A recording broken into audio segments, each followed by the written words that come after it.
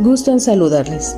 En esta ocasión, las y el integrante del Grupo 214 de la Licenciatura de Psicología presenta a ustedes el análisis de un caso de feminicidio. Iniciaremos con la descripción del caso y posteriormente analizaremos los aspectos que se presentan en la violencia de género, con el fin de identificar la aplicabilidad de un modelo contemporáneo de psicología. Descripción del caso. En 2016, Julio Escobedo empezó una relación con Verónica Alanís, madre de 2 pequeños, Ana y Pedro.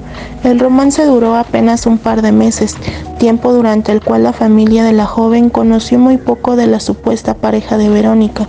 Solo sabían el nombre y lo conocían por fotografía. Pocos meses después, Verónica murió al interior de su departamento en la colonia Santo Domingo, Coyoacán, el 31 de diciembre de 2016. Las llaves del gas estaban abiertas, pero el acta de defunción indicaba que murió de asfixia por estrangulación. Además, presentaba huellas de violencia en el rostro y el torso. La cámara de vigilancia de una casa vecina captó a Julio Escobedo entrando al departamento el día del homicidio y saliendo horas más tarde con una mochila al hombro. Ese día, la madre de Verónica trató de localizarla, le llamó varias veces y ante la respuesta negativa le marcó a Julio, quien le dijo que no sabía de ella porque habían peleado. Según la grabación obtenida, él estaba con la joven durante la llamada. Identificación de las emociones. Frente a la indiferencia de las autoridades y la libertad de Julio Escobedo, el presunto culpable del feminicidio de Verónica Alanís, se pueden identificar diferentes emociones en su familia. Por una parte, la frustración de tener las pruebas de culpabilidad y los antecedentes de Julio Escobedo y que las autoridades lo hayan dejado en libertad. Simultáneamente al enojo es clara la tristeza imperante en toda la familia, pero específicamente en los hijos de Verónica, quienes tenían apenas 12 y 3 años de edad. Ellos son los que no comprendían de todo la pérdida de su madre y sufrían las secuelas del asesinato. Los hijos de Verónica se convierten en afectados indirectos de un brutal crimen y al mismo tiempo en una población invisibilizada entre todo el caos que ocasiona un feminicidio. Son niños que vienen con traumas, sus estados de salud van mermando, a veces dejan de estudiar, su vida cambia radical y lamentablemente no existe un plan reparatorio para ellos. Otro último sentimiento es el dolor y la desesperación por parte de la madre de Verónica, la señora Carmen, quien no solo tiene que padecer la pérdida de su hija en manos de un total desconocido y afrontar todo el proceso legal para conseguir justicia, sino hacerse responsable de sus nietos, tanto emocional como económicamente. Afrontamiento de la situación. La familia de Verónica no volvió a ver a Julio. Ante la apatía y la indiferencia de este por la muerte de quien había sido su pareja sentimental y lo revelado en el video de vigilancia de la casa de la vecina de Verónica, primeramente la familia alertó y entregó al Ministerio Público las imágenes de la cámara de vigilancia de la casa de la vecina que evidencian la culpabilidad de Julio. Pero frente a la indiferencia por parte de las autoridades, difundieron en Facebook la foto del hombre, a quien han apodado el matanovias. Resultado ante esa situación y problemas suscitados al respecto. El presunto feminicida Julio Escobedo, en un intento de huir a Guatemala, fue capturado y está en prisión. No obstante, a pesar del paso del tiempo, el proceso judicial contra Julio Escobedo aún le queda un largo recorrido y ni siquiera se le tiene fecha aún para el juicio oral. Por la parte emocional, el proceso de recuperación ha sido lento para la familia. No se cuenta con apoyo económico y no se da tratamiento psicológico idóneo, solo ayudas básicas de 3 o 4 terapias después del evento y ayuda económica para los traslados a la Ciudad de México para monitorear los avances legales del caso. Por lo demás, el mayor esfuerzo ha sido por parte de la madre de Verónica, que se hizo legalmente tutora de sus nietos. Dilemas que se plantean. ¿Por qué las autoridades no dan un seguimiento puntual y justo a los casos a pesar de contar con la evidencia suficiente? Las autoridades no alcanzan a comprender que las alarmas que las mujeres anuncian la violencia a través de denuncias o llamadas no razonan que el feminicidio se inicia con esto. Muchas de ellas solo se quedan como un reporte policial y ni siquiera se abre una carpeta de investigación. Son muy endebles y raquíticos en el aspecto de que no hay un programa tangible y una política de Estado que garantice la seguridad integral y protección de las mujeres, porque al hablar de protección integral nos referimos al ejercicio pleno de sus derechos como ciudadanas. Se les hace una manera fácil de salir del problema y eliminar el trabajo policial que tienen. Muchos de estos casos quedan impunes, aún con la evidencia suficiente, porque las autoridades se les hace sencillo cambiar la hoja, el juicio, el trabajo y no prestarle atención al caso, porque no tienen la empatía con los familiares de la víctima y les da lo mismo ejercer bien respecto al caso, tanto al suceso con la víctima. ¿Qué necesita pasar en nuestro país y en la sociedad en general para comprender que el feminicidio es un problema grave y cada vez más frecuente? Las autoridades deben de dar este paso de justicia a los agresores, que no quedaran impunes tantos casos, dar el seguimiento correspondiente y que no caiga en temas de conveniencia de lucro con las autoridades. La protesta de las organizaciones de mujeres en México marca el inicio de una participación activa en las conferencias posteriores, en donde Naciones Unidas organizó un evento paralelo para reunirse. Sus propuestas son apoyadas por diversos gobiernos y su incidencia ha sido cada vez más relevante en la agenda internacional. El seguir alzando la voz a manera de protesta por las víctimas de feminicidio, ya que el mundo necesita ser empático con estos temas, ya que es una vida la que se arrebató, empático con la familia de la víctima y con el caso, no con quien hizo la violencia. ¿A qué se debe que en México no existan planes o estrategias reparatorias para acompañar y auxiliar a los familiares después de un feminicidio? Existe un programa en el Estado de México el cual no es asistencial. Este es un programa de derechos en donde se atiende justamente los derechos de la infancia, los derechos de niñas y niños a tener una vida armónica, y es una obligación del Estado participar para que se logre que los niños tengan este desarrollo integral. Estos programas en la Ciudad de México son para las madres de familia las cuales fueron víctimas de feminicidio.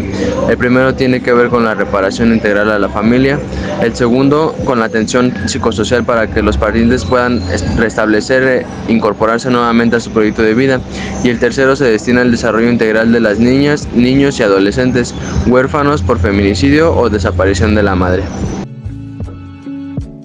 ¿Por qué se invisibiliza el sentir de las familias de las víctimas de feminicidio?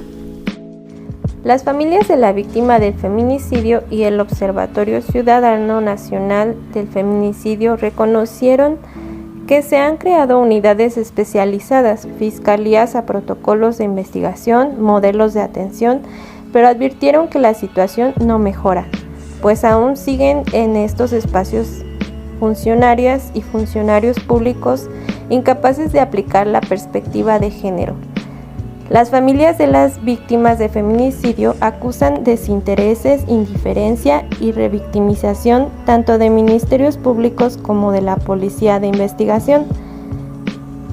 Nadine Gassman, titular del Instituto Nacional de Mujeres y Mujeres, reconoce que la situación de los niños huérfanos es un problema de emergencia nacional y urgente en México, e indica que el gobierno federal hará un censo y diseñará una política nacional de atención integral económica, psicosocial y educativa desde una perspectiva de género.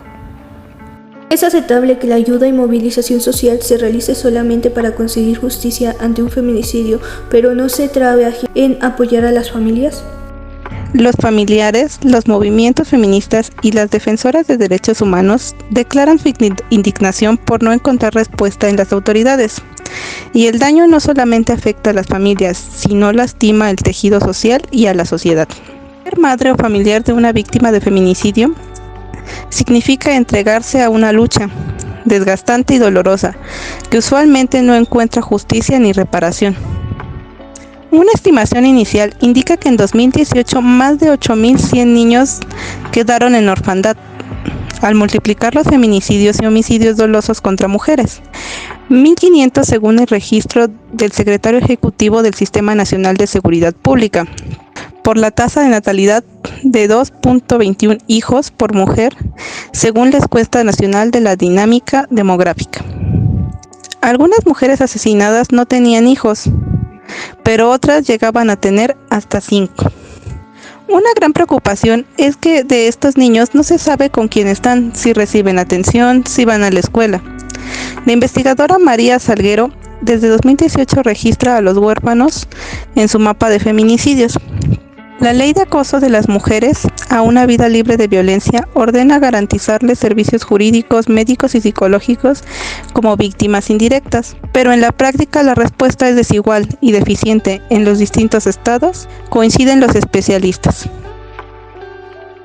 ¿De qué manera las diversas terapias psicológicas contribuyen en apoyar a las mujeres víctimas de violencia de género?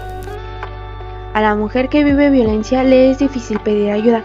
Generalmente la solicitan en momentos de crisis. Deben ser apoyadas brindando la seguridad que las encamine para el proceso de ponerle fin a la violencia. Trabajar con un modelo de intervención en crisis ayuda a la mujer a disminuir la ansiedad y clarificar el pensamiento. En un inicio solicitan el tratamiento para el marido o asesoría para saber tratarlo a fin de evitar la violencia, porque con frecuencia se cree provocadoras de la misma. Algunas terapias psicológicas serían trabajar sobre su sistema de creencias, en especial acerca de sus ideas sobre los roles de género y el papel de la mujer en el matrimonio. También analizar la historia de la violencia en su familia de origen, su vivencia como hija, víctima directa o testigo.